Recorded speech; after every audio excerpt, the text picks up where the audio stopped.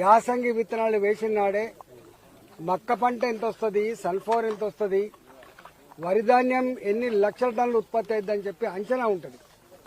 వ్యవసాయ శాఖ అంచనా ఇచ్చిన తర్వాత సివిల్ సప్లైస్ డిపార్ట్మెంట్ కానీ ప్రభుత్వం కానీ తార్పాలిన్ ఎన్ని కావాలి, గన్ని బస్తాలు ఎన్ని కావాలి, హమాలీలు ఎంతమంది కావాలి, గోడౌన్లు ఎన్ని లక్షల టన్నులకు నిల్వ పెట్టే గోడౌన్స్ కావాలి, ఇవన్నీ కూడా అంచనా వేయాలి. కానీ ప్రభుత్వం నిమ్మకు నీరెత్తినట్టుగా ఉంది. ప్రభుత్వం పట్టించుకోలేదు. ప్రభుత్వ నిర్లక్ష్యం, ప్రభుత్వ వైఫల్యం ఇక్కడ స్పష్టంగా కనపడతా ఉంది.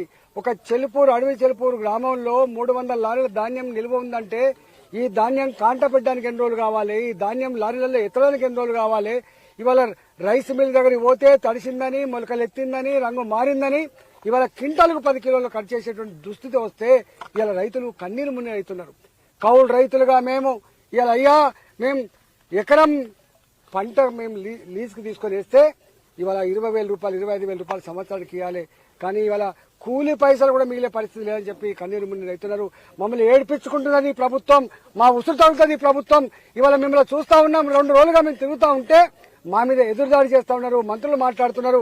మీకు మంత్రులారా, ఎమ్మెల్యేలారా, కాంగ్రెస్ పార్టీ నాయకులారా, రండి, మీరు కళ్ళ కాడికి రండి, ఐకేపీ సెంట్రల్ దగ్గర రండి.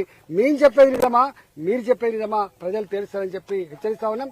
ఇలా బుకాయించే ప్రయత్నం చేసి కేసులు పెట్టే ప్రయత్నం, మీరు బెదిరించే ప్రయత్నం తాత్కాలిక చేస్తారు కావచ్చు, కానీ రైతులు గుండెల్లో పెట్టుకుంటారు. ఆనాడు సంఖ్యలు వేసినటువంటి కేసీఆర్ ప్రభుత్వానికి ఎట్లా బుద్ధి చెప్పిందో ఇవాళ కేసులు పెట్టి బెదిరించి అదరగొట్టేటువంటి మీ ప్రభుత్వానికి కూడా తప్పకుండా బుద్ధి చెప్పే రోజులు వస్తాయని చెప్పి హెచ్చరిస్తా ఉన్నాం. మేము నెత్తి మీద కాలం వచ్చింది.